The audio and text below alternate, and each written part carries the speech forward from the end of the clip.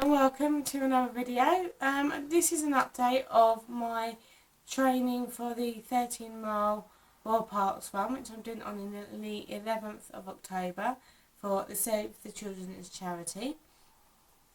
And I thought I would do this because I haven't really done a vlog update on the 13-mile yet, so I thought I would do it now as I've only got 2 weeks away.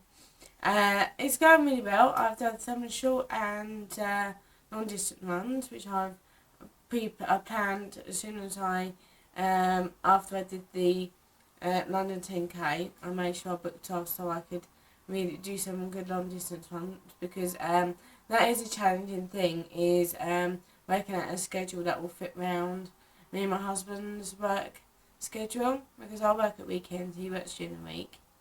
Last week I had a brilliant run, and yesterday I only planned to do a short run around the park, and I ended up doing several short runs to and from work, which to and from work is about 6 miles in total, and I walked back from work on the Saturday, which in total I did about 18 miles this weekend with running and walking.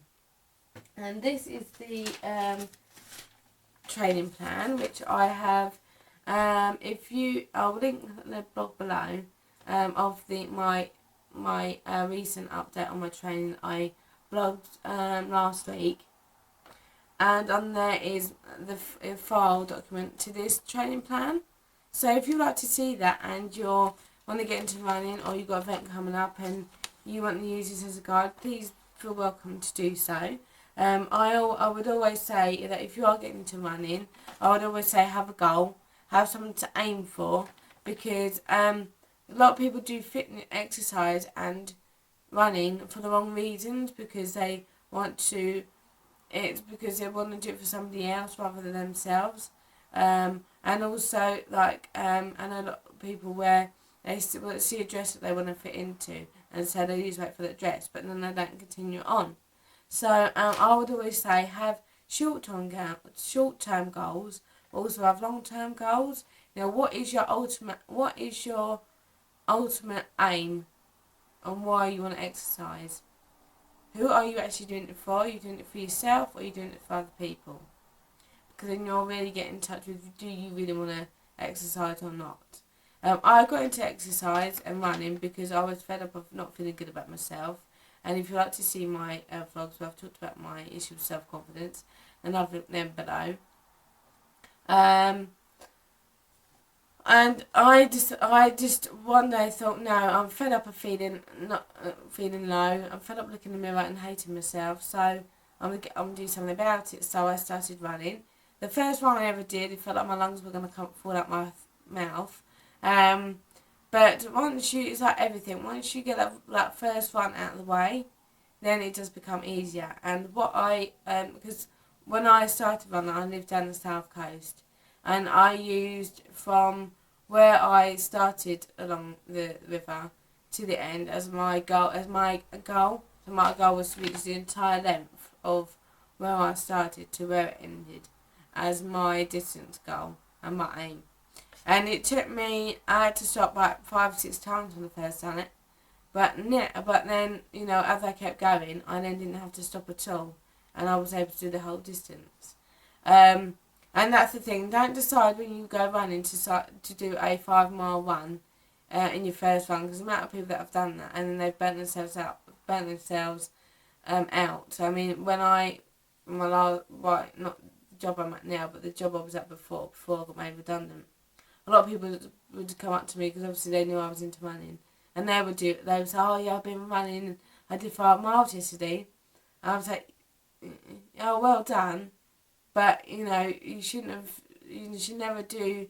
If you're gonna start running, do it gradually, because you're gonna end up burning yourself out, and actually she did. And so when it comes to running, always set yourself tiny goals, but set yourself a long-term goal as well. And that's what I do each time. I always have a goal, and always set myself challenges. So my goal was, because I started training 8 weeks after I had my son Henry, and I didn't do any running straight afterwards, I started to go back and do my workout DVDs. There are some really good postnatal DVDs out, and I will link the one that I used, because I don't have it now, but I'll put the note on the screen, the one I used, and I'll put a link to that as well, because I've got to say the postnatal training on that was brilliant, as well as Jessica Smith walk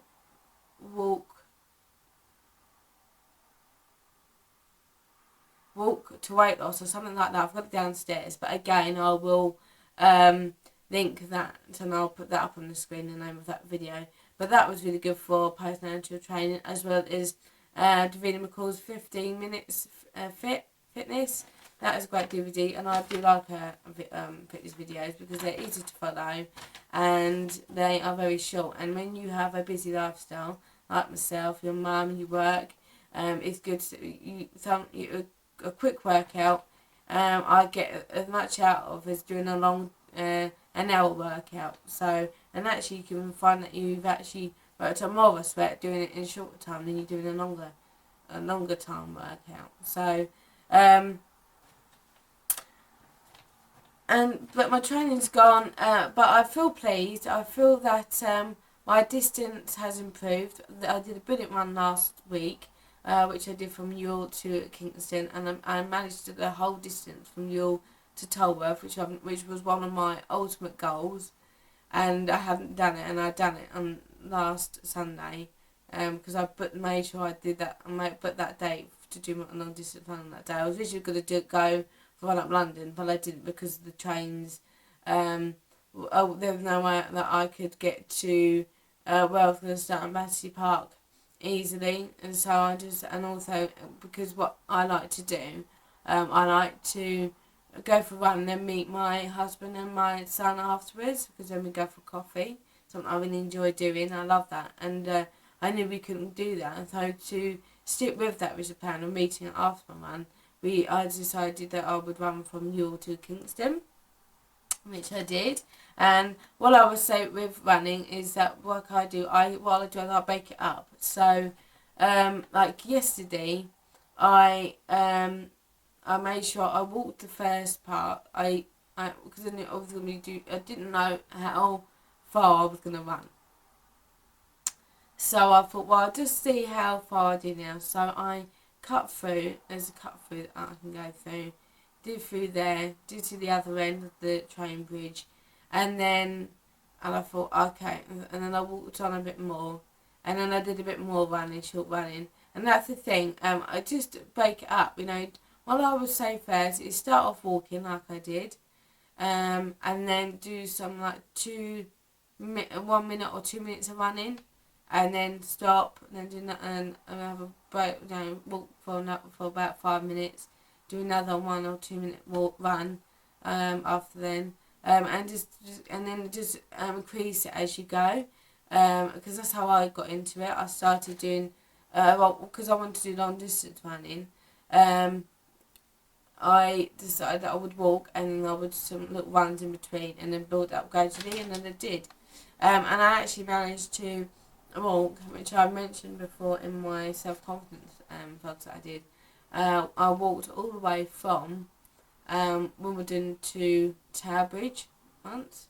I've never run that distance, but my aim that's my goal, is to do all the way on the embankment to Tower Bridge, either before I do the 30-mile run or after. And I'm doing a run along the river, and it's this weekend coming because it's my birthday. Obviously, by the time you watch this vlog, I would have done it. And my aim is to see how many London bridges, starting from the Chelsea embankment, so I'll be coming from the Broadway, how many I could do from there up, and my aim is to get up to Waterloo Bridge. And if I can go on further, I will, but I'm going to see how far I get. And then after then it will be, and then 2 weeks after then it will be, and I will do another run to work, but I'll do the longer route to run, longer route to work, which is about 6 miles, and then it'll be the 13-mile, which I will do further updates as I get closer. But yeah, I'm really pleased with my running. And what I would also say, and that tip that I would give to those who are starting running, is I don't wear headphones when I go out running outside. I listen to music when I run on the treadmill, so I do one treadmill run a week, and as well as my short run outside, and then I do home workouts, which is a mixture of a home DVD, or I do one of the fitness workouts that I've saved up from the Sky Fitness and Beauty channel, and then I'll do my home own circuit training that I do. But I would also say because the thing about running is to music that you can easily switch off, and what I like to be is kept aware of what and my whereabouts, and who's around me, just for safety. So I'd never and always, and the amount of people I see who don't, and it really annoys me, because I do think, like cyclists, drivers, we should take responsibility as well when we're running off pavements, because especially at night, or like if you run really early morning when it's still dark, please, those who do running, who want to start running, wear bright colour, luminous gear, because if you are not seen by a car, you're causing a hazard to yourself, safety to yourself, and to the drivers. Make sure that you train. Because I always do a blog on it every year, every year about training safely, because it's something that really is important to me, that people train safely and that I'm kept safe, and that is always. I mean, how would you feel if you saw a car driving at night without his lights on? The same with running. If you're running at night time, or running when it was raining, and you know that car you're gonna have difficulty seeing. If you're having difficulty seeing, then other people have difficulty seeing. So make sure that you're wearing gear that is clear to everybody's eye, so they can see you. Especially if you're running across roads and in wooded areas where there's pavements and roads with cars that you've got to cross roads, and also you've got cyclists that using them trails as well, that they need to see you. They'll have the gear, and they should have the gear on as well, which a lot of them don't always have the gear, and they should do, because I do think as a runner, I do feel that I have a level of responsibility to make sure I keep myself safe and keep the other people that are going to be using them pavements safe as well, and that they can easily see me when I'm running. So that's something that's very important to me, is that you wear clear gear at night, because the amount of people I still see at night, and they're all in black, and it's like, that you can't, if a car doesn't see you, how is that driver to blame? You can't always blame the driver. If you're not wearing clear gear, you're putting yourself at risk, because so it is important that you wear gear that people can see you. So all you can worry about, same with wearing the correct gear. It's always important that you any new tops, like this is my running shirt for the 13 mile, one of them. That was sent to me, and this is the one that I'm going to wear for the charity that I raise money for, Save Children. And with them, I'm going to be doing practice runs in, because any new gear, whether it's your trainers, whether it's a new pair of running bottoms, running leggings, whether it's a new t-shirt, new pair of socks, new sports bra, new pair of underwear, you should always make sure that you do practice runs in them first before you do long distance, just to make sure that there's nothing that can irritate you or cause a blister when you're running. And I always say in winter, I do dress differently when I go running in the summer and winter. So in the summer, I will probably, I normally wear it's like a vest top and a sports bra, underwear, and then I'll wear my running leggings, socks, trainers. In the winter, I